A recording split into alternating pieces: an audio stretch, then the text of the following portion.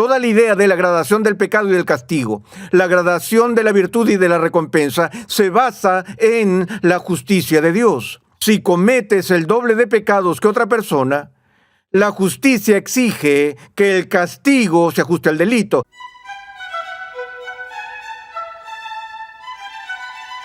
Bienvenido una vez más a Renovando tu Mente con el Dr. R.C. Sproul. Continuamos con el cuarto capítulo de una serie de enseñanza de 6 lecciones titulada Forjando una conciencia cristiana. En esta serie el Dr. Sproul sienta las bases de cómo un cristiano, en medio de un mundo que busca suprimir la conciencia, debe buscar el bien, luchar por la integridad y reflejar la santidad de su Creador. ¿Existen los grados de pecado o grados de justicia? Acompáñame una vez más al salón de clases a escuchar al Dr. R.C. Sproul mientras examina esta interrogante y explica la postura bíblica sobre los grados de pecado. He descubierto que parece haber un gran malentendido sobre la ética bíblica y sobre la ética del Nuevo Testamento en particular que anda rodando la cultura secular. No hace mucho tiempo leí un ensayo algo fascinante escrito por un psiquiatra de renombre, un hombre reconocido por ser brillante, por su pedigrí académico y por la perspicacia de sus juicios. En este ensayo en particular, el psiquiatra en cuestión estaba muy turbado con el cristianismo.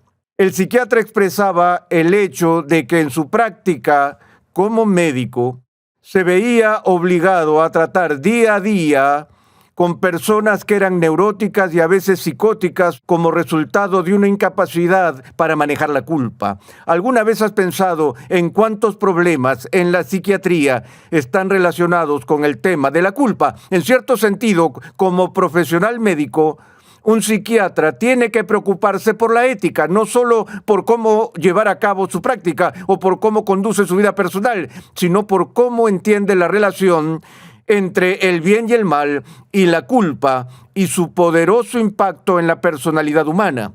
Este psiquiatra en particular expresaba en el ensayo su agobio y turbación, ya que escribía una crítica sobre la enseñanza ética de Jesús. Le doy crédito por esto, ya que aún hoy los que son más hostiles a Jesús, la Iglesia y el cristianismo, suelen tener un buen concepto de Jesús como maestro ético. Dicen, no creo que sea divino, ni el salvador del mundo, ni nada de eso, pero sí reconozco que es el maestro de ética más grande que haya existido. Ahora viene este psiquiatra, golpea la mesa y deja en claro su postura. Oye, no creo que Jesús fuera un maestro de ética tan sorprendente. ¿Cuál era la esencia de su crítica?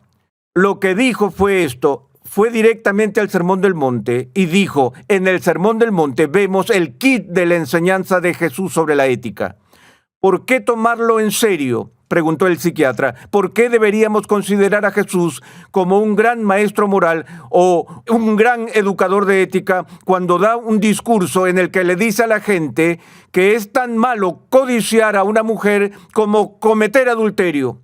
O, como sugirió en el Sermón del Monte, que es tan malo odiar a alguien como matarlo. Y prosigue en dicho ensayo a mostrar lo insensata que sería tal ética. Dijo, considérenlo en términos de la destrucción que se produce en la comunidad y de la violación de las personas que se produce en términos de la diferencia y la distinción entre el odio o la ira y el asesinato. Si te odio, si me enojo contigo sin una causa justa, eso ciertamente te hiere como persona. Hago disminuir tu gozo, tu felicidad al pecar contra ti con odio e ira injustificable.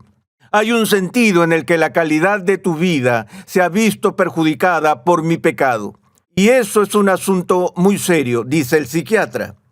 Ese tipo de castigo psicológico a las personas que proviene del odio y la ira es destructivo. Pero, dijo el psiquiatra, no es digno de ser considerado con la capacidad destructiva del asesinato. Verás, si te mato, He dejado viuda a tu mujer y a tus hijos huérfanos.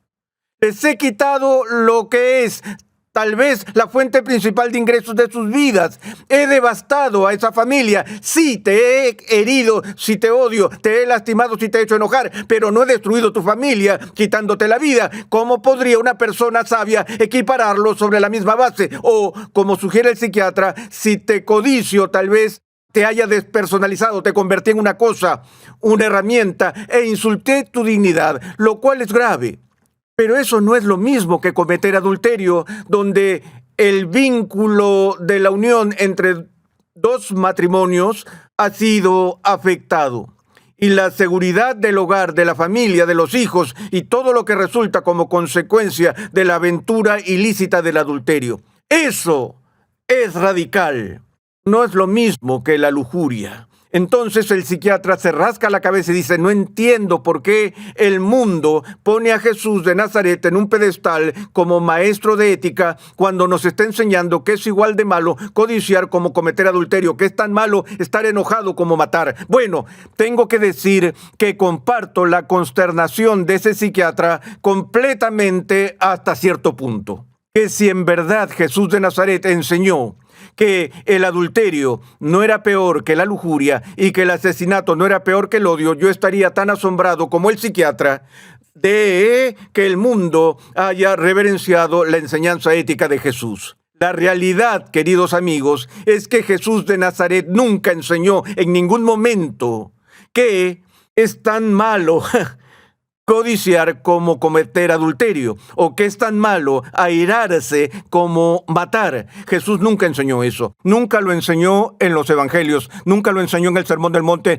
no es enseñado por los apóstoles, no se enseña en el Antiguo Testamento. De hecho, el Antiguo Testamento, por ejemplo, que es el libro con el cual Jesús fue criado y al cual le debía su propia lealtad humana en términos de patrones éticos, está lleno de distinción tras distinción tras distinción con respecto a los grados de pecado. Incluso en el sistema judicial de Israel se hacían distinciones claras entre el asesinato en primer grado, lo que llamaríamos asesinato por malicia premeditada, y el homicidio involuntario. Había distintas penas establecidas para eso. Hay una delineación clara de la severidad del pecado y de la misma manera vemos en el otro lado de la balanza las diferencias en los niveles de recompensa y mérito de la justicia. Pero ¿por qué alguien llegaría a la idea de que Jesús enseñó que no había distinciones?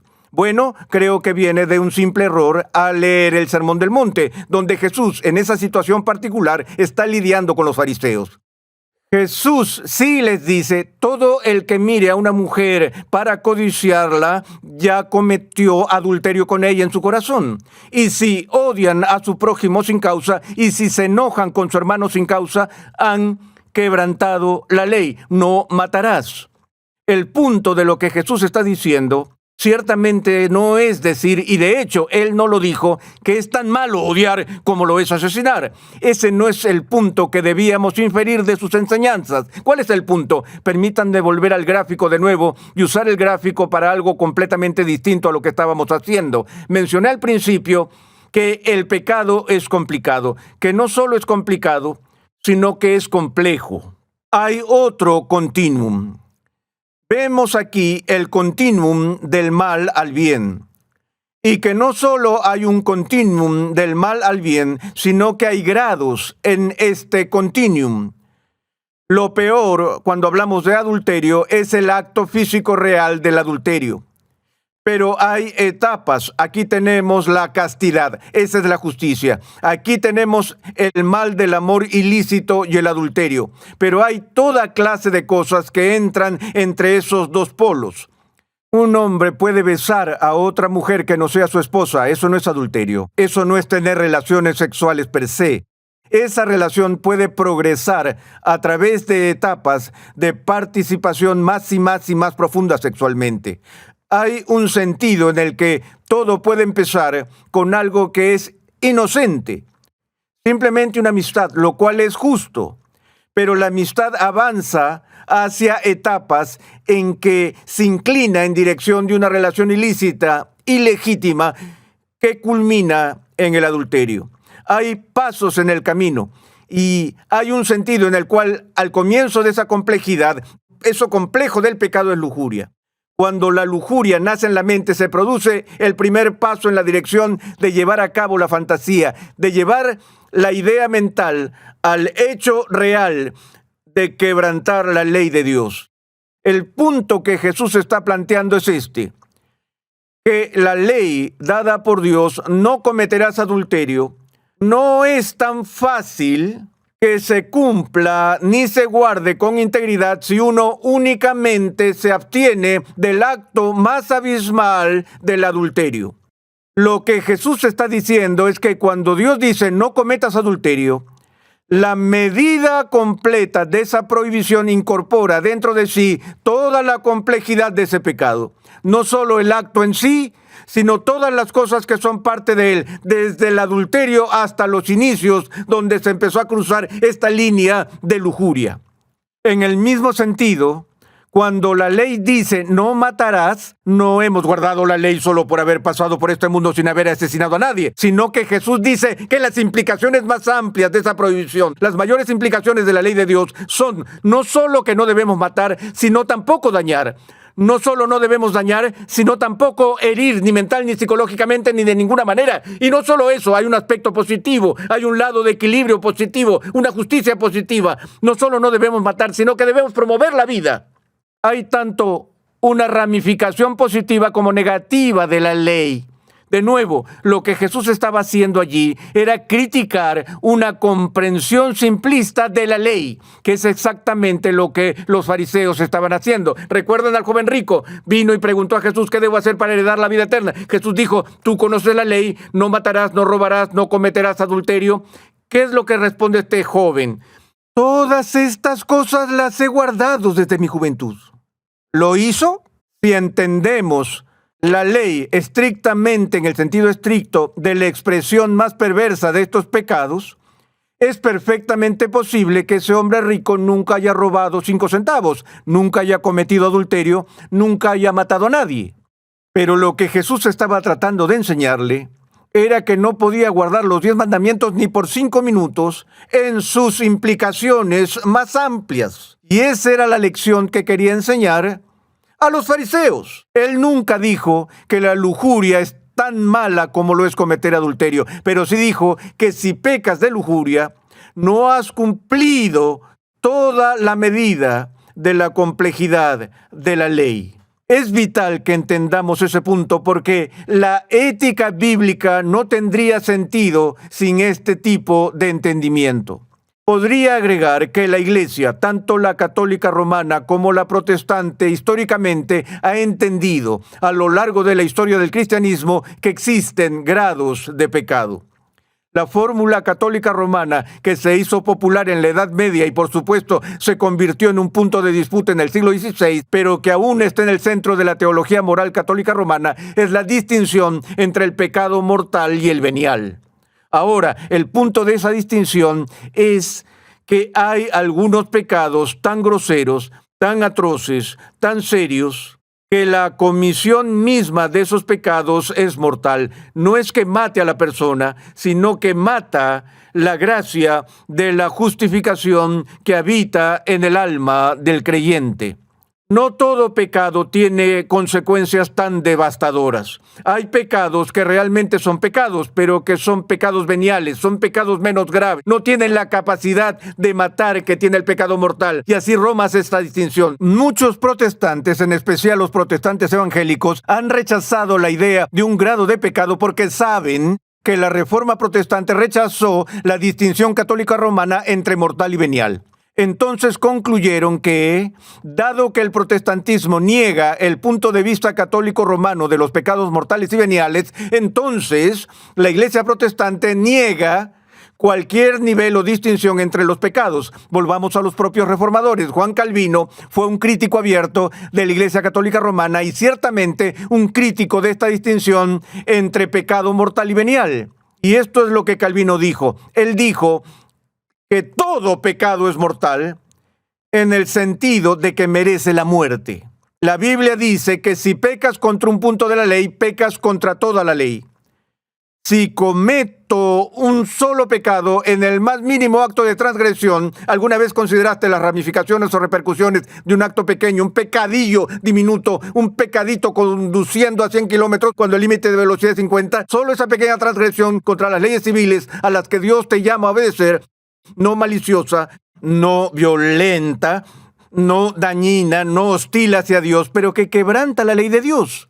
Un asunto menor. Pero en ese punto, elegiste desobedecer a tu Creador que es completamente santo, completamente justo, completamente recto. Y en ese momento elegiste poner tu voluntad de criatura humana caída en una posición exaltada por encima de Dios mismo. En ese momento, en ese pequeño desliz, estás involucrado en un acto de traición cósmica. No lo ves de esa manera, nadie lo hace. Pero no es lo que es.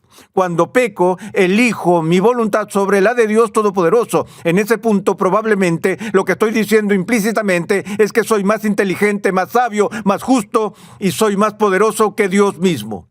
Insulto la santidad de Dios con mi pecado. Y no solo eso, doy falso testimonio contra Dios porque fui creado a la imagen de Dios y como portador de su imagen se supone que debo reflejar su carácter a toda la creación. Y las ardillas me están viendo y los canguros. Y cuando me ven pecar, si todo está bien, podrían decir, oh, así debe ser como Dios es, injusto, orgulloso. ¿Ven? Yo miento sobre el carácter de Dios cuando peco. Podría seguir todo el día hablando de las implicaciones y no estoy aquí para intimidar a nadie acerca de los pecaditos. Lo que Calvino dice es que todo pecado es mortal, ya que si Dios fuera absolutamente justo, podría destruir a todos aún por los pecados más pequeños que hemos cometido. De hecho, el castigo por el pecado fue dado el mismo primer día de la creación del hombre. El alma que peque esa morirá, porque el día que de él coma ciertamente morirás. Pero Dios no siempre nos trata según la justicia. Él nos trata según su gracia y nos permite vivir y obra para efectuar nuestra redención. Calvino dice: todos los pecados son mortales porque merecemos la muerte. Ningún pecado es mortal en el sentido de que anule la gracia que nos salva.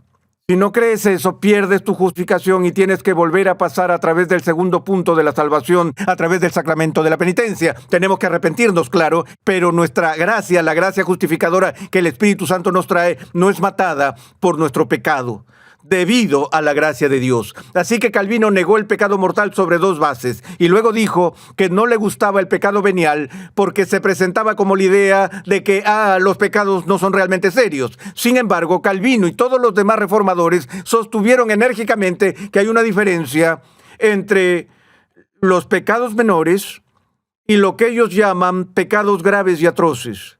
Y es importante que los cristianos noten esa distinción. Y es importante para nosotros, si vamos a tener el fruto del Espíritu Santo, ser capaces de notarlo, porque estamos llamados a ser pacientes, amables y tolerantes con otros cristianos y con otros no cristianos, incluso ser pacientes con ellos en sus pecados. De hecho, uno de los pecados más graves es el pecado de mezquindad, por el cual las personas comienzan a insistir en las transgresiones menores en la comunidad y luego desgarran el cuerpo de Cristo, y de una transgresión muy pequeña se produce un gran daño cuando es alimentado por el fuego del chisme, la calumnia y la mezquindad. Siendo que se nos llama la paciencia y la tolerancia hacia los fallos de otros cristianos. No es que estemos llamados a ser blandos con el pecado, y sin embargo, al mismo tiempo, hay ciertos pecados que se enumeran una y otra vez en el Nuevo Testamento, en catálogos de pecados que son muy, muy serios y que no se debe permitir que se toleren en la iglesia. El adulterio es grave. El incesto exigía disciplina eclesiástica. Embriaguez, asesinato, fornicación. El Nuevo Testamento infiere de la ley de Dios que estos pecados son particularmente destructivos para la vida humana y para la sociedad humana, y llama a la disciplina de la iglesia cuando estos pecados se manifiestan. Entonces, creo que está claro que tenemos distinciones ahí.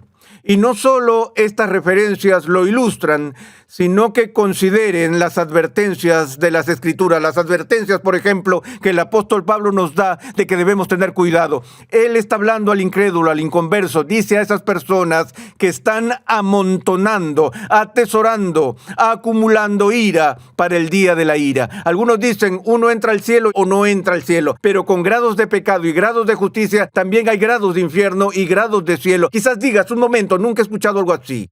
Hay por lo menos 22 referencias en el Nuevo Testamento a los grados de recompensa que se dan a los santos en el cielo.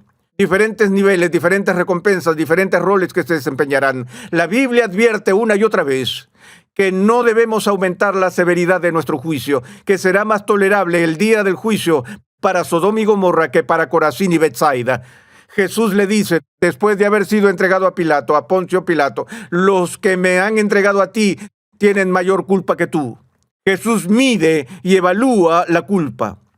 Y a mayor culpa y mayor responsabilidad viene mayor juicio. Es un tema recurrente que atraviesa todo el Nuevo Testamento. Pero tú dirás, el asunto fundamental no es si llegamos allá o no llegamos. Recuerdo que le hice esa pregunta a un teólogo en el seminario y me dijo, sí, el pecador en el infierno haría todo lo que estuviera a su alcance y daría todo lo que tuviera para hacer que el número de sus pecados en su vida fuera uno menos. Nosotros entendemos eso en nuestros tribunales de justicia. Si alguien es un asesino en masa y mata a 18 inocentes, él llega a la corte y es acusado de 18 cargos de asesinato y es condenado por asesinato. Puede ser sentenciado a 18 cadenas perpetuas consecutivas y nos reímos de eso. ¡Ja! Solo tiene una vida, no es gato, no tiene 9 vidas, no puede ir a prisión por 9 vidas.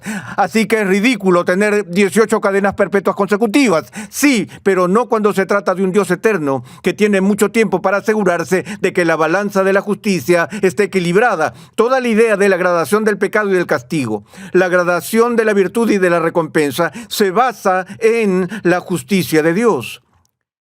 Si cometes el doble de pecados que otra persona, la justicia exige que el castigo se ajuste al delito. Si has hecho el doble de virtud que la otra persona, la justicia exige que obtengas más recompensa.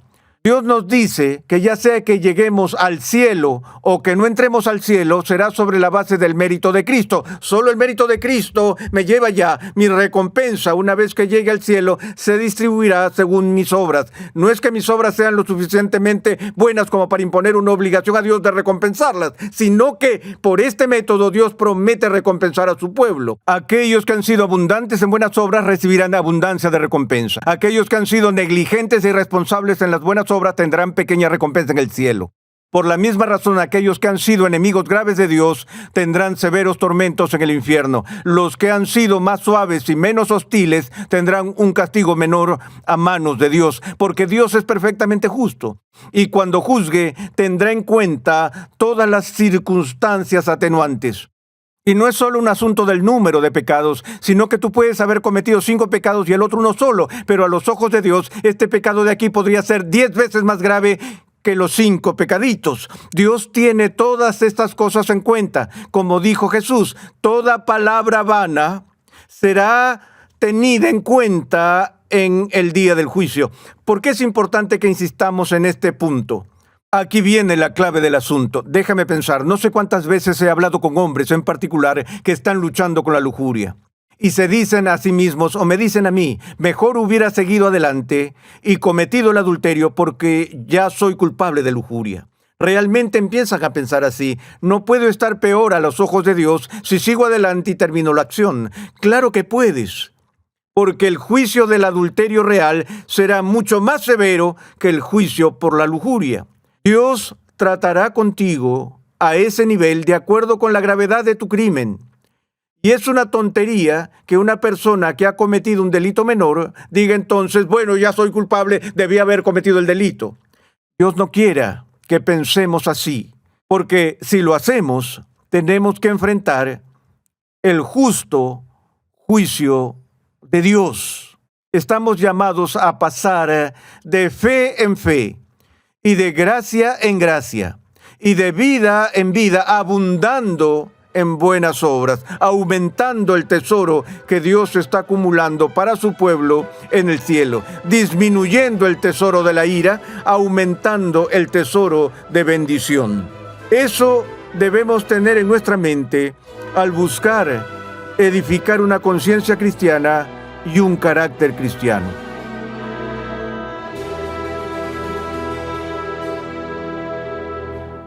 Gracias por sintonizar Renovando tu Mente con el Dr. R.C. Sproul. Te invitamos a visitar nuestra página web renovandotumente.org, donde podrás solicitar de manera gratuita la guía de estudio de esta serie. En nuestra próxima sesión vamos a ver algunos de los principios universales de la ética que Dios ha establecido para nosotros en el acto mismo de la creación del mundo. Renovando tu Mente es una producción de los Ministerios Ligonier, la confraternidad de enseñanza fundada por el Dr. R.C. Sproul. Nuestra misión, pasión y propósito es ayudar a las personas a crecer en su conocimiento de Dios y su santidad. Nuestra programación es posible gracias al generoso apoyo en oración y financiero de cristianos alrededor del mundo. Para hacer tu donación, por favor visita nuestra página web renovandotumente.org. Suscríbete a nuestro canal en YouTube, Ministerios Ligonier, y disfruta de todo el material de enseñanza que estamos produciendo completamente gratis y en español.